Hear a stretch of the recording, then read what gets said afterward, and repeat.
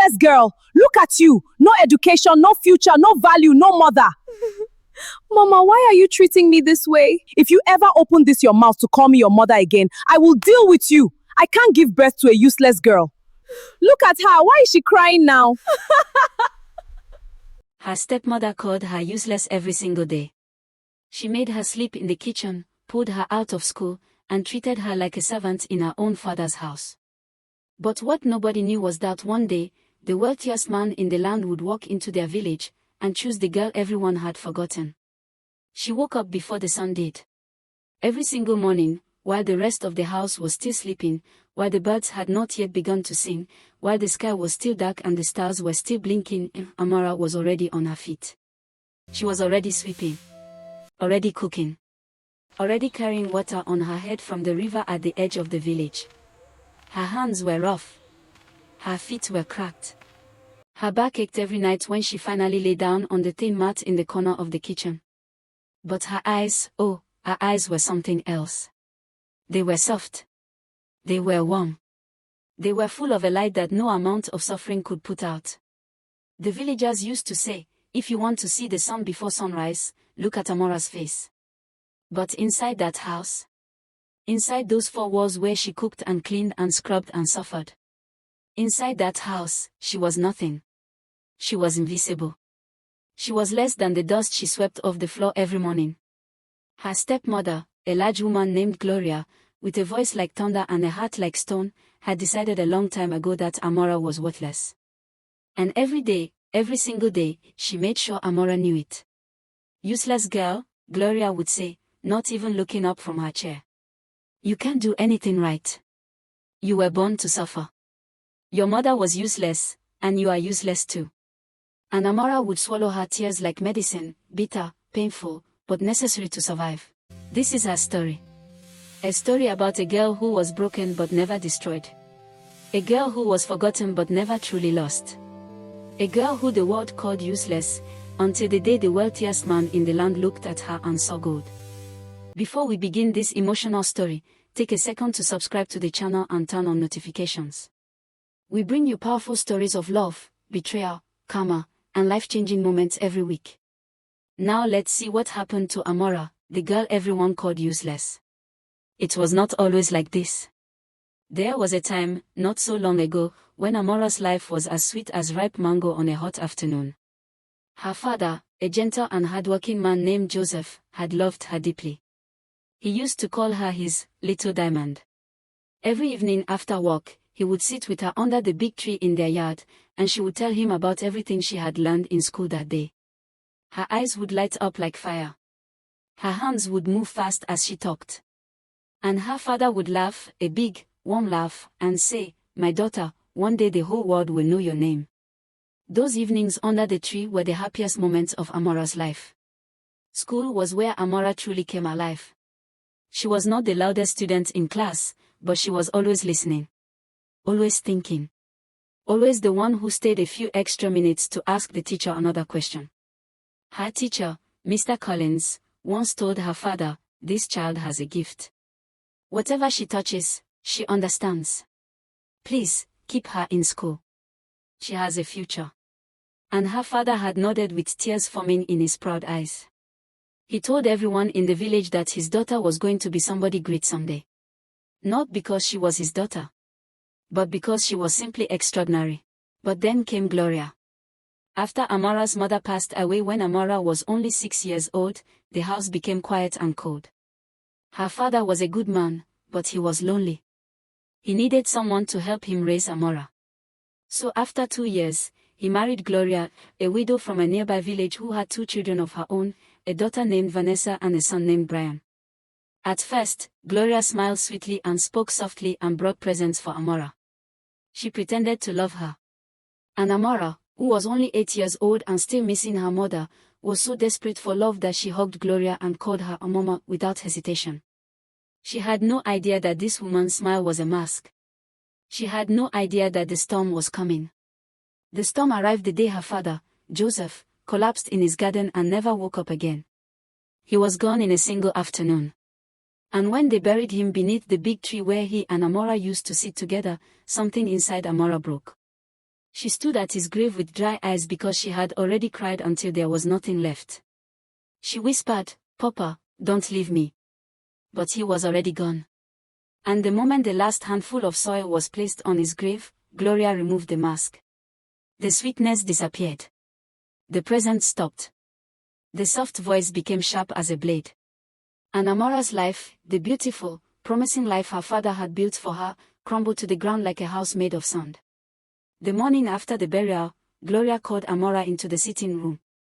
Vanessa was sitting on the sofa, painting her nails. Brian was leaning against the wall with his arms crossed, a smirk on his face. Gloria stood in the middle of the room with her hands on her hips, looking at Amora the way a queen looks at a servant. "Listen to me carefully," Gloria said slowly, each word falling like a stone. "Your father is gone. There is no money. I have 2 children to take care of. I cannot afford to send 3 children to school. So starting tomorrow, you will stay home. You will cook, clean, and take care of this house. Vanessa and Brian will continue their education. You will support them." Amora stared at her stepmother. She opened her mouth. But Gloria raised one finger. "Do not argue with me in my own house. My own house." Amora heard those words like a slap across the face. It was not Gloria's house. It was her father's house.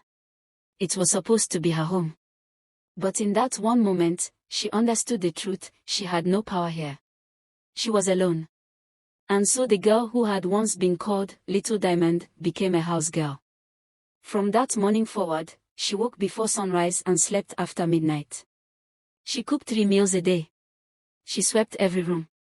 She washed everyone's clothes by hand. She fetched water. She ironed uniforms, Vanessa's school uniform and Brian's school uniform, so they could go to the place she was no longer allowed to go. And she did all of this while hunger twisted her stomach, because Gloria always fed her last and fed her least. Vanessa was the worst kind of cruel, the kind that smiles while it stabs you. She would deliberately spill her tea on the clean floor and call out sweetly, "Amora, darling, come and clean this up." She would throw her dirty clothes on Amora's sleeping mat and laugh with her friends about it. She would stand in front of the small cracked mirror in the hallway and admire herself while Amora scrubbed floors on her knees beside her. "Amora," she said one afternoon, looking at herself in the mirror, "isn't it funny? We both grew up in the same house.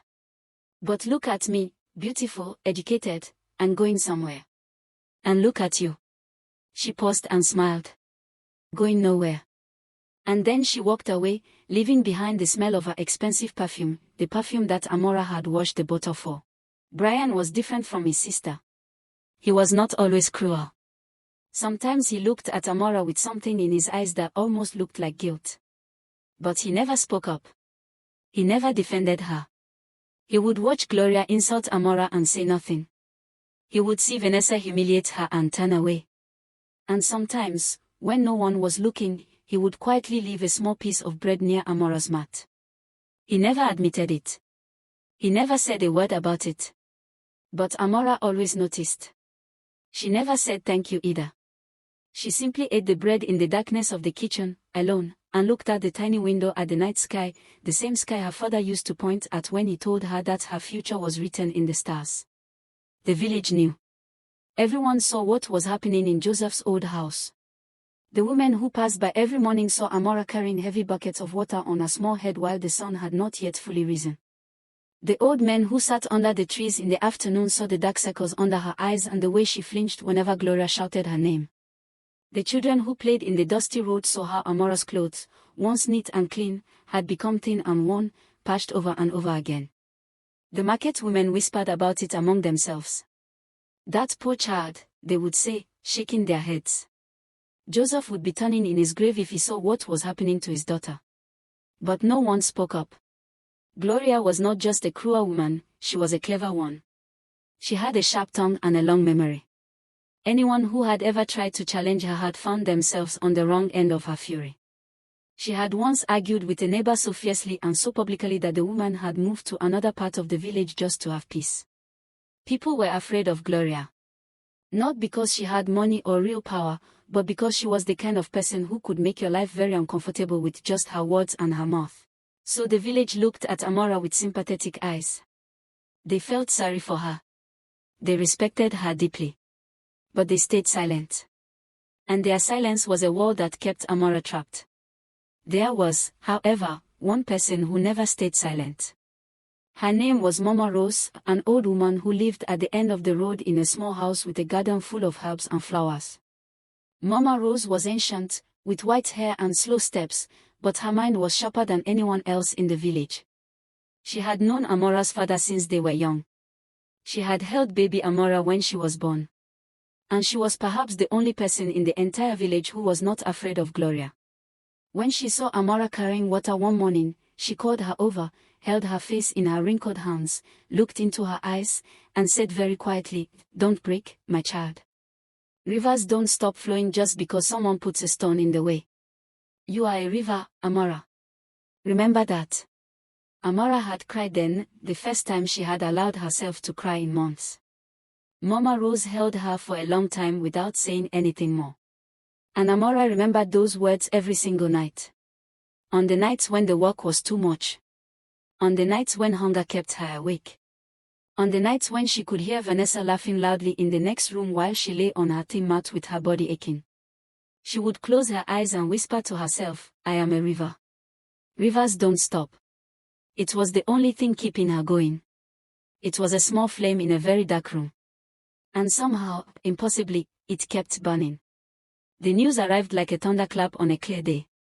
A man was coming to the village. Not just any man. A wealthy businessman from the city, a man whose name people in faraway places already knew. His name was Ethan Cole, and he was coming to personally oversee a major development project that his company had recently purchased land for just outside the village. The project meant jobs. It meant money. It meant roads and buildings and electricity and things the village had only seen on television screens at the local shop. The whole village buzzed with excitement from the moment the news arrived. Men put on their best shirts. Women wore their finest wrappers. Even the children were scrubbed clean by their mothers. Everyone wanted to make a good impression. But no one, absolutely no one, prepared more frantically than Gloria. The moment she heard about Ethan, something lit up behind her eyes like a cash register. She grabbed Vanessa by both arms and stared at her with an intensity that was almost frightening. "Vanessa," she said, her voice low and electric, "this is your chance. This man is rich. Very, very rich. You are beautiful. You are educated. All you have to do is make sure he notices you." Vanessa straightened up with a proud smile and touched her hair. "Mama," she said, "he won't be able to look away." And Gloria laughed, a laugh that had nothing warm in it, and started pulling out Vanessa's most expensive dress from the wardrobe. Meanwhile, Amara was in the kitchen, washing Vanessa's shoes so they would shine for the occasion. No one told her anything. No one thought she needed to know. Ethan arrived on a Tuesday. His vehicle, a large, sleek, black car, rode into the village slowly, raising a small cloud of dust. The children ran after it, shouting with excitement. The adults lined up along the road as though they were watching a parade. When Ethan stepped out of the car, the crowd went quiet for a moment.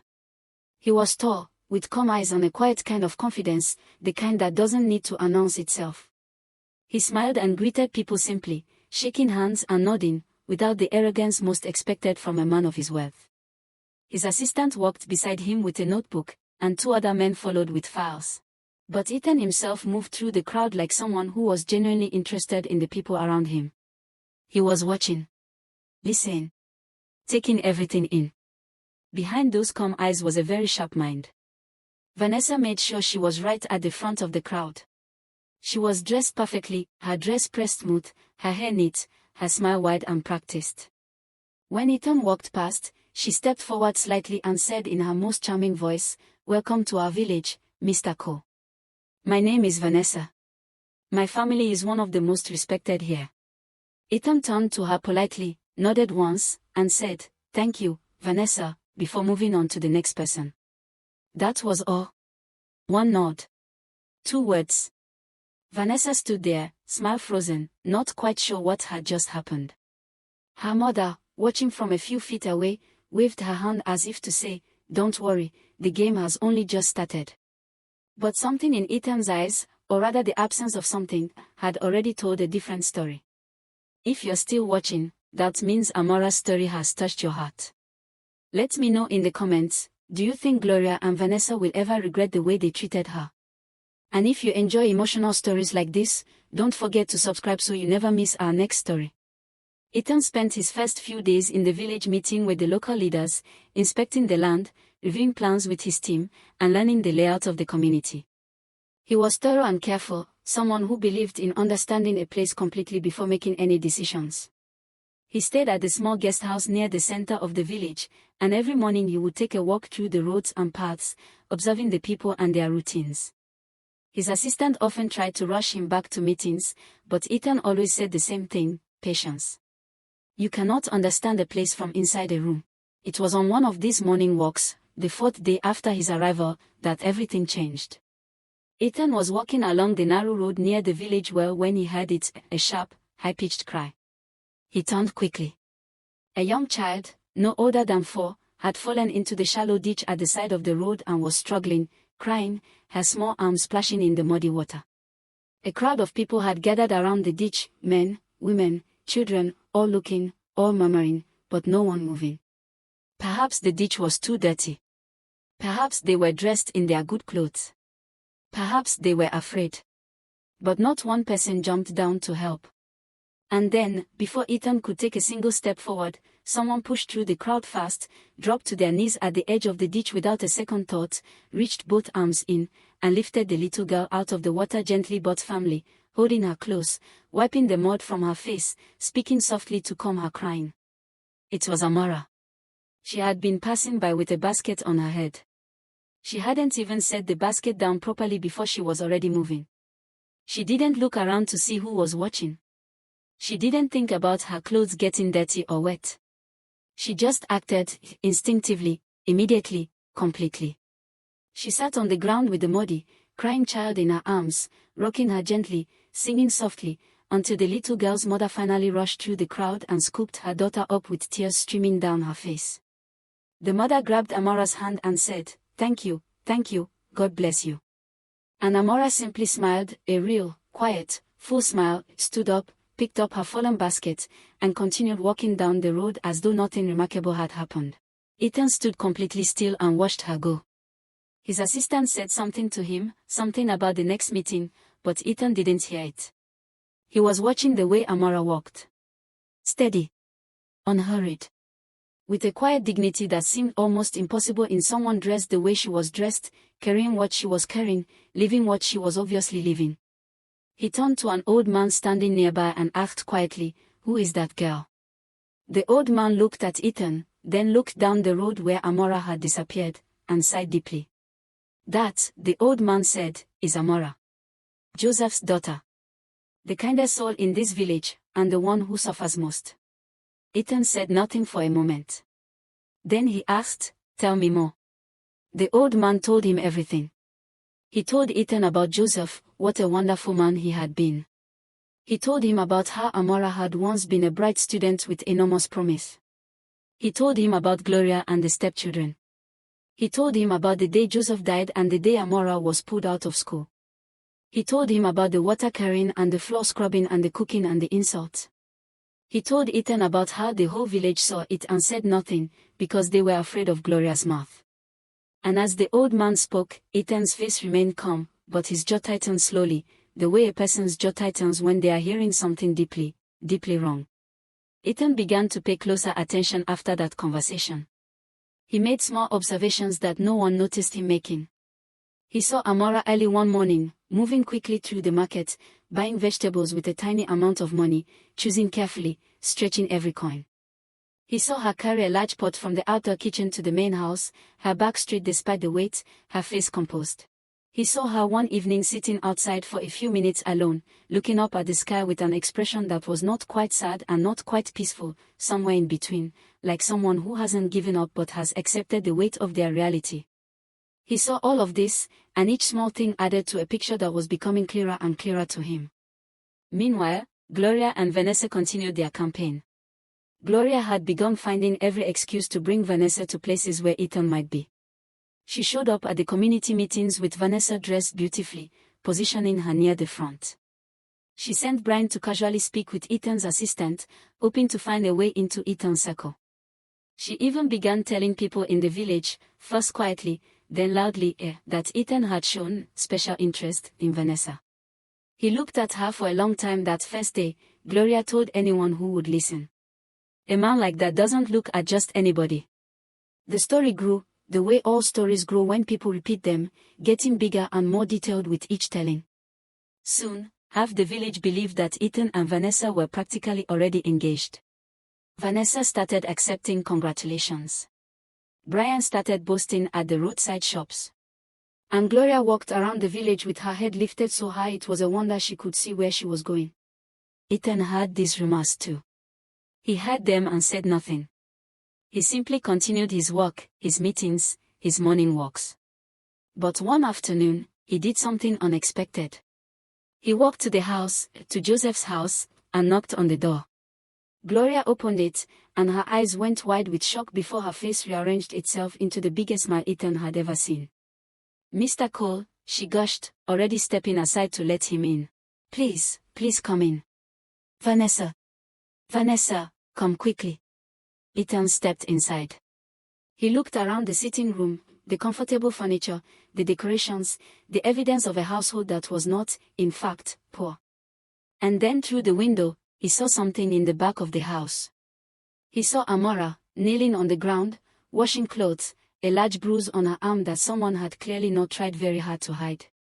He looked at that bruise. He looked at it for a long moment. Then he turned back to Gloria with a smile that didn't quite reach his eyes. "Thank you for having me," he said pleasantly. And Gloria had no idea that the most important decision of Ethan's life had just been made. Word spread fast that there would be a large community gathering. Ethan's company had organized it, a meeting for all the villagers where the development project would be formally announced, jobs would be offered, and key people in the community would be recognized. It was to be held in the open field near the village center, with lights and food and music. The whole village was invited. It was, everyone agreed, going to be the most important event the village had seen in years. And from the moment the announcement was made, Gloria began planning Vanessa's outfit. The night before the gathering, Amara was in the kitchen very late, preparing food that Gloria had ordered, not for the event, but for the family's dinner and the next day's breakfast. Her eyes were heavy with tiredness. Her hands moved automatically, chopping, stirring, washing. In the next room, she could hear Vanessa talking excitedly on the phone with her friends. "Yes, I'm telling you, he's going to announce it tomorrow," Vanessa was saying. "Mama says he's going to introduce me as his chosen woman in front of everyone." Can you imagine? A burst of excited laughter came through the wall. Amora listened to it, stirred her pot, and said nothing. Then something happened that Amora did not expect. Brian came into the kitchen. He stood near the door for a moment, looking at his sister's dirty shoes on the floor and then at Amora stirring the pot. Then he sat down on the small stool near the wall. He didn't say anything at first. Amora didn't say anything either. The silence between them was the kind that has many words hiding in it. Finally, Brian cleared his throat. "Amora," he said quietly. She didn't turn around. "I know," he started and then stopped. He tried again. "I know things haven't been." He couldn't finish. Amora kept stirring. "I'm sorry," Brian said at last, in a voice so small it was almost not there. Amora's hand stilled on the spoon. She stood quietly for a long moment. Then she said, simply, without turning around, "I know." Brian nodded slowly, stood up, and left the kitchen. It was perhaps the most honest conversation either of them had ever had with the other. That night, Amara lay on her mat and looked up at the ceiling for a long time. Tomorrow, she knew, Gloria and Vanessa expected a great celebration for themselves. She expected nothing. She had long stopped expecting things. But just before she closed her eyes, she thought of her father's voice, "My daughter, one day the whole world will know your name," and she thought of Mama Rose saying, "You are a river." She pressed her lips together, closed her eyes. And for the first time in a very long time, she allowed herself to feel, not hope exactly, but something close to it. Something small and fragile and quietly burning, like the last ember in a fire that refuses to go completely out. The day of the gathering arrived wrapped in golden morning light. The whole village came. They came in their best clothes, with their children, with their neighbors, with their expectations. The open field had been beautifully arranged, rows of chairs, a raised platform with a microphone, colored lights strung between tall poles. Ethan's team had done a remarkable job. The atmosphere was festive, buzzing, electric. Gloria arrived early and made sure she and Vanessa sat in the front row. Vanessa's dress was magnificent, deep green and perfectly fitted, her hair styled, her face made up carefully. She sat with her back straight and her chin lifted, looking every bit like someone who was expecting to be called to a stage. Brian sat beside them, trying hard not to look as nervous as he felt. In the crowd somewhere, in a simple clean dress she had washed and pressed carefully the night before, stood Amora. She had come not because she expected anything. She had come because she was part of this village, and this village was hers too, no matter what anyone said. Ethan took the stage to a warm round of applause. He spoke first about the project, the buildings, the jobs, the improvements that were coming to the village. He spoke about what he had observed during his time there, the hardworking people, the strong community spirit, the beautiful resilience of ordinary people living ordinary lives with extraordinary dignity. The crowd listened, proud and moved. And then Ethan paused. He looked out at the crowd slowly, as if searching for something or someone. Gloria reached over and squeezed Vanessa's hand. Vanessa smiled. This was her moment. She was ready. During my time here, Ethan said, his voice calm and clear, I came looking for land and resources. But I found something far more valuable. He paused again. I found character. I found that true worth is not found in fine dresses or loud boasting or carefully performed charm. In the front row, Vanessa's smile flickered slightly. Gloria's grip on her daughter's hand tightened. I found it in someone who had every reason to be bitter and broken, but chose instead to be kind. Someone who helped a child in distress while others watched. Someone who serves without being seen. Someone whose name I've asked about 3 times in this village, and every time, every single time, the person I asked could not hide the respect in their voice. He reached into his jacket, pulled out a single white flower, and looked directly into the crowd. Amora, he said. Would you come forward, please? The silence that fell over the field was the loudest silence anyone had ever heard. People turned. Heads swiveled. Eyes searched. And then they found her, standing near the back of the crowd in a simple clean dress, her eyes wide with shock, her hand pressed to her chest. For a moment she didn't move. She couldn't. Her legs had forgotten how to walk. Then Mama Rose, who was standing right beside her, put a gentle hand on her back and said softly, Go, my river. Go. And Amora walked forward. The crowd parted for her. People she had served for years moved aside and watched her pass with expressions of wonder and something that looked very much like shame and admiration all at once. She walked up to the platform with trembling legs, and when she reached Ethan, he handed her the white flower and smiled at her, not the polite, professional smile he had given Vanessa on day one. A real smile.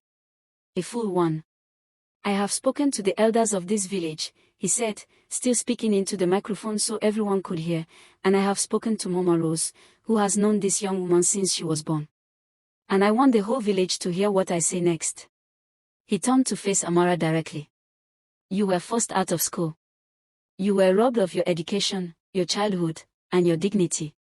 Starting next week, my foundation will fully fund your education, wherever you choose to study, for as long as you choose to study. Not as charity. As a correction of a great wrong. He turned back to the crowd. And as for the rest, I would very much like to know this remarkable woman better, with her permission and in the proper way. Amora looked at him. Tears were falling freely down her face now, and she was not even trying to stop them. In the front row, Gloria had gone completely still. Vanessa's beautiful green dress felt suddenly like a costume for a play that had already ended. She looked at her mother. Her mother looked at the stage. Neither of them spoke. Brian looked at his shoes. Around them, the people of the village, people who had been silent for years, people who had watched and said nothing, began to applaud. Slowly at first. Then louder. Then like thunder. They were not just applauding Ethan's announcement. They were applauding Amora's entire life, every early morning, every heavy bucket, every meal cooked, every insult swallowed, every night spent on a thin mat with nothing but a whispered promise to keep going. They were applauding the river that had never stopped flowing. And Amara stood on that platform with a white flower in her hand and tears on her face and the cheers of her village around her, and she looked up at the sky, the same sky she had looked at through the tiny kitchen window on all those lonely nights, and she whispered 2 words that only she could hear. "Thank you, Papa."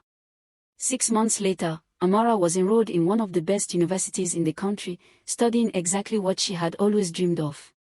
She walked through those campus gates on her first day with a backpack on her back, a scholarship letter in her hand, and a smile that could have lit up the whole street. Gloria, it was later discovered, had been misusing the small inheritance Joseph had left behind, money that was supposed to go toward Amora's care and education. When the village elders, prompted by the public events at the gathering, looked into it properly, the truth came out. Gloria was quietly asked to leave Joseph's house. It now belonged to Amora, as it always should have. Vanessa moved away from the village not long after. She never spoke publicly about what had happened. But people who saw her in later years said there was something different about her eyes, a quietness where the pride used to be. Brian found Amora once before she left for university. He stood in front of her and couldn't find any words at first. Then he said, "I should have spoken up. I'm sorry." Amora looked at her stepbrother for a long moment. Then she nodded once. "Don't be silent the next time you see something wrong," she said. "That's all I ask." He nodded. She walked away. It was enough. Ethan and Amora's story, how it continued, how it grew, what it became, is a whole other story for another day. But those who knew them said that what was between them was real and simple and honest. He never treated her like a charity case. She never treated him like a rescue. They met each other like 2 rivers meeting, each one whole, each one flowing, coming together not because one was saving the other, but because that is simply what rivers do when they find each other at last. And Mama rose. She sat in her little garden full of herbs and flowers, on the day she heard the full news of everything that had happened, and she closed her eyes and lifted her face to the warm sky and smiled the smile of someone who had always known. "Rivers don't stop," she said to no one in particular. "They never stop." If you enjoyed this story, don't forget to like, subscribe, and turn on notifications for more emotional stories. Share your thoughts in the comments, and we'll see you in the next video.